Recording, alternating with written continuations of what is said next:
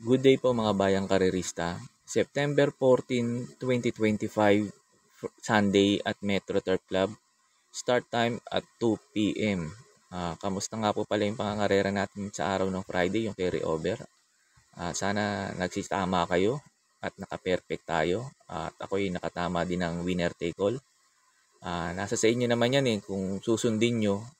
Kung wala kayong puhunan, pwede nyo bawasan. Kung may puhunan kayo, pwede nyo dagdagan yun. Info ko. Pero kayo masusunod yan kasi pera nyo yan. Yun lang and good luck. Mag-start na tayo.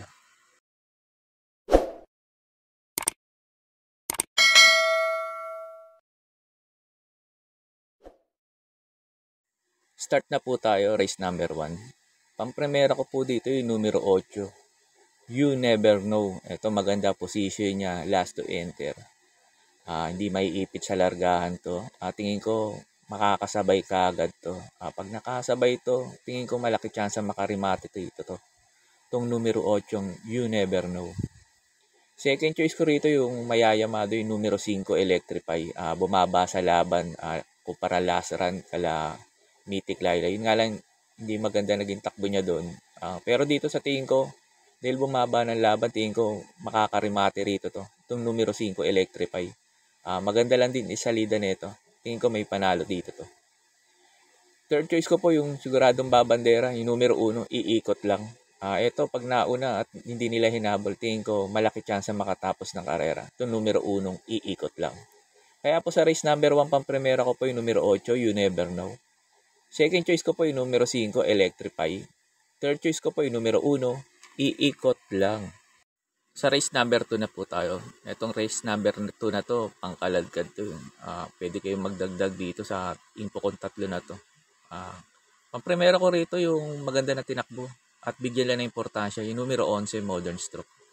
Last run nito, to Mercero to, kala Aliana. Maganda na tinakbo nito. Pag ito binigyan ng importansya na may-ari, tingin ko malaki chance manalo rito to. Mababa na rin sa laban to numero 11, Modern Stroke. Third choice ko po yung numero 13, Cristiano. Ito, bigyan lang din ulit ng importansya na may-ari. Tapos maganda position niya, last to enter. Tingin ko malaki chance makarimate rito. Itong numero 13, Cristiano. Third choice ko na rin yung mayayamado rito, yung laging ayaw. Yung numero 6, California King. Ito, bigyan lang din ng importansya na may-ari. Tingin ko may panalo rin to dito. Kaya po sa race number 2, pwede kayong magkaladkad dito, pwede magdagdag. Medyo magulo to itong race number 2 na to. Kaya sa race number 2, pampremera ko po yung numero 11, Modern Stroke. Third choice ko po yung numero 13, Cristiano. Third choice ko po yung numero 6, California King. Sa race number 3 na po tayo. Ito sa mga nagtitipid, pwede nyo solohin to numero 8, Morally. Yun nga lang, nag-protection lang ako. Last run ni Morally, hugando to nanalo at naiwan si Calculus saka si Anytime Anywhere. Tapos ngayon medyo humaba yung karera, kaya nag-protection ako. Kasi mapahirapan na ni Calculus saka ni Anytime Anywhere. Baka lang pero tingin ko maganda pa rin tinatakbo yun nito ni Morally kasi maganda position niya. Pang-protection ko po yung numero 6, Tease the Moon. Ito last run naman ni Tease the Moon dahil nga naiwan si Calculus saka si Anytime Anywhere. Siya humabol kaya hindi tumimbang. Pag maganda sinalida ni Anytime Anywhere saka ni Calculus, baka mapahirapan si Morally. Ito pang protection ko lang naman, itong numero 6, Tease the Moon sa mga diadista. Kaya po sa race number 3, pampremera ko po yung numero 8, Morally. Second choice ko po yung numero 6, Tease the Moon. Sa race number 4 na po tayo. Numero 11, Light Bearer. Ito para po sa akin. Sosolohin ko na po. Medyo mababa yung laban niya ngayon kumpara last run, medyo malakas yun. Yun nga lang, bumigat ang peso nito, nag-57. Ang nga lang ngayon, walang gaano mabilis. Tingin ko, pag nauna pa naman to si Light Bearer, doblado to. Kaya tingin ko malaki chance makatapos ng karera to, itong numero 11, Light Bearer, dito sa grupo na to. Kung may upset dito, siguro si Bohemian, Autumn Shower. Yan, sapin-sapin. Pero para po sa akin, itong numero 11 Light Bearer sa race number 4, sosolohin ko na po to. Sa race number 5 na po tayo. Numero 1, Ace of Diamonds. Ito para po sa akin, sosolohin ko na po. Wala nang ganong kalaban niya rito, sila Sherbet Fountain. Barati na talagang humabol sa kanya nun. Medyo bumaba yung laban niya ngayon. Si Birch naman, hindi ko kursunada pag 1,600 meters. Magaling to sa 1,4. 1,6 ngayon. Tingin ko, malaki chance makatapos ngayon to itong numero 1 Ace of Diamonds. Lalo na't nagagamay na ni JM Stork ito. Magaling magpasalida itong hinete na to. Kaya po sa race number 5, itong numero 1 Ace of Diamonds. Para po sa akin, sosolohin ko na po to. Sa race number 6 na po tayo. Pampremera ko po dito yung galing sa panalo, yung impresibo ang prueba. Numero 7, Andiamo Peranzi. Eto maganda lang isalida at makasabay lang ulit. Tingin ko, eto makakalaban nila ngayon. Itong numero 7, si Andiamo Peranzi. Second choice ko na rin po yung nanalo ng second leg. Numero 2, Barati. Sakali naman maghabulan sa kanila. Dito rin papbor kay numero 2, Barati. Tingin ko matibay na tong dalawa na to. Pero kung may protection kayo, may puhunan pa, pwede nyo sama si Sherbet Fountain sa kasi Crusading. Pero sa akin to, dalawa na to, pwede na to. Pagkatapos nga pala ng info ko dito sa race number 6, in-upload ko po yung lasaran ni Andiamo Peranzi at numero 2, Barati, para magkaroon po kayo ng idea kung kukunin nyo tong dalawa o magpo-protection pa kayo. Kaya po sa race number 6, pampremera ko po yung numero 7, Andiamo Peranzi. Second choice ko po yung numero 2, Barati. They're off. Rushing up in the middle now, dissolve in the middle now in blue cap, and that is Iridescent. Dissolve Iridescent Dream Girl. Down for the inside now is Perfect Delight. Perfect Delight now. It takes up the running, followed by Iridescent. Around the outside now is Dissolved, then followed now by Andiamo Peranzi, then followed by Rumor, who's racing in fifth. Done in sixth now is Bestseller.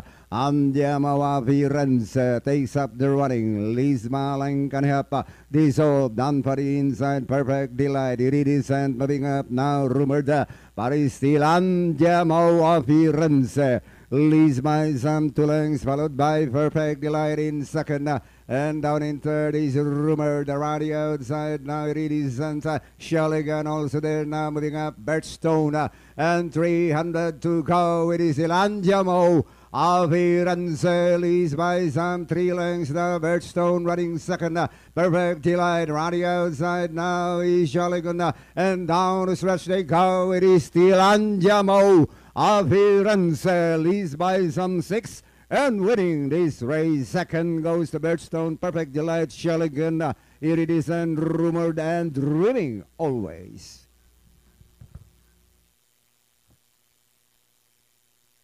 Our race number 4 is over, and we have the champion of this year's local and imported challenge. That's number 8, Andiamo Peranzi, crossing the wire first.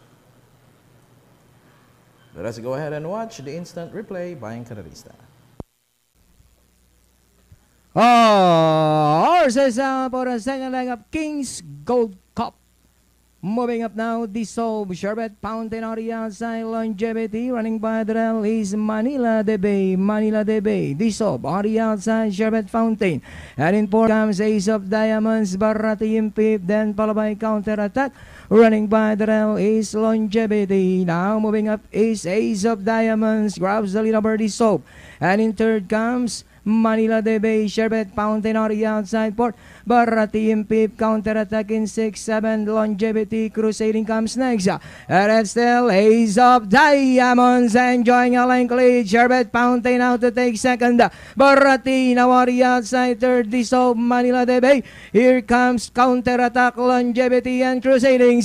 But Ace of Diamonds still the leader by about 2 lengths. Sherbet Fountain, Barati now on the outside as the field turns for Roma. Ace of Diamonds, Barati, Sherbet Fountain is running by Rala. And it's still Ace of Diamonds moving up now. Barati on the outside.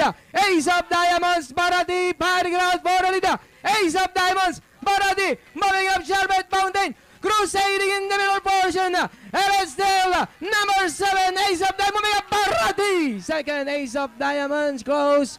Longevity Crusading stand, Andiamo Peranzi.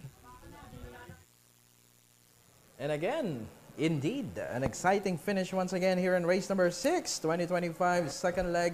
Kings Gold Cup has just ended, and we have entry number 11, Varati with Jeffrey Tagulao Sarate crossing the wire first. Nangyayari talaga yan. Sabi ko sa'yo kanina, That is must be correct, the sir, weather, man. but must.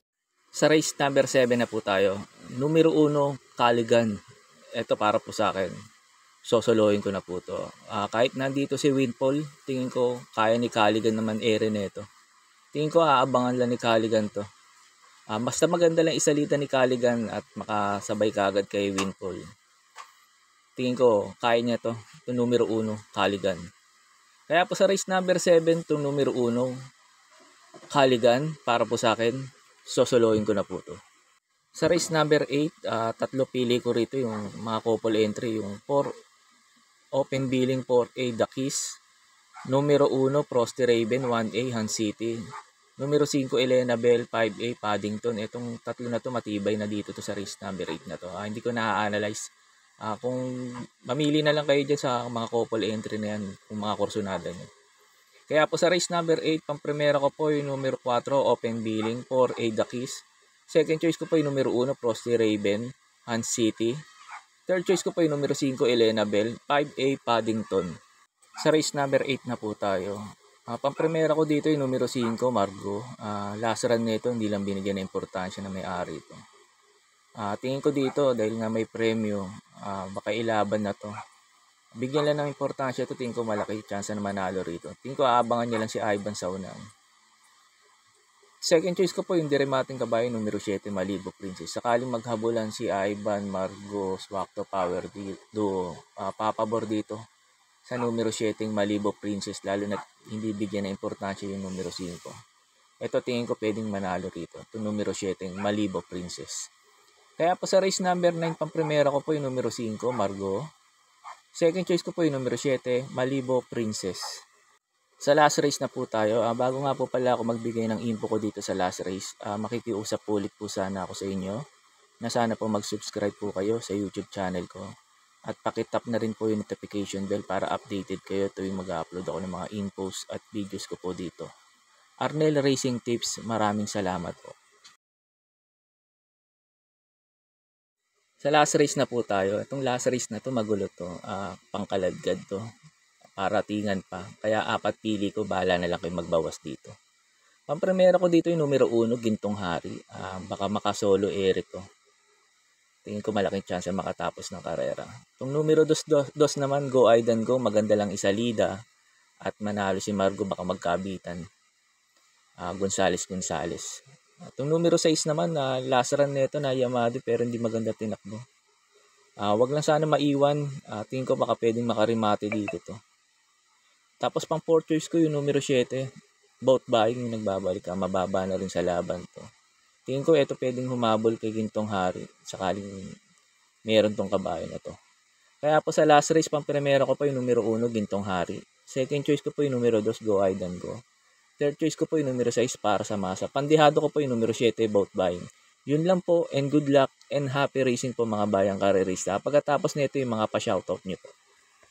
May pa-shoutout po si Sir Eliseo Carbajal. Pinapa-shoutout niya o pinapabati niya yung apo niyang si Marcos Dylan Carbajal. Shoutout po Marcos Dylan Carbajal at Sir Eliseo Carbajal. Shoutout din sa iyo at maraming salamat po. May pa-shoutout po si Sir Jess Riano. Pinapa-shoutout niya si Dave Reville at ng El Rancho OTB at kay D. Django Ramirez. Shoutout po sa inyo, Sir. At sa iyo rin, Sir Jess Riano. Shoutout din sa iyo at maraming salamat po. Shoutout po sa inyo, Sir Del Monte Javier ng Caloocan. Shoutout po, Sir Del Monte at maraming salamat po. Shoutout po sa inyo, Sir Raul Portodo ng Pasay City. Shoutout po, Sir Raul at maraming salamat po. Shoutout po sa inyo, Madam Jesusa Bella. Madam Jesusa Bella, shoutout po sa inyo at maraming salamat po. Shoutout po sa inyo, Sir Manuel Tandes. Sir Manuel Tandes, shoutout po at maraming salamat po. Shoutout po sa inyo, Sir Jester Byron Ferrer. Sir Jester Byron Ferrer, shoutout po sa inyo at maraming salamat po. Shoutout po sa inyo, Madam Maribel Lumanta ng Valenzuela City. Shoutout po, Ma'am Maribel at maraming salamat po.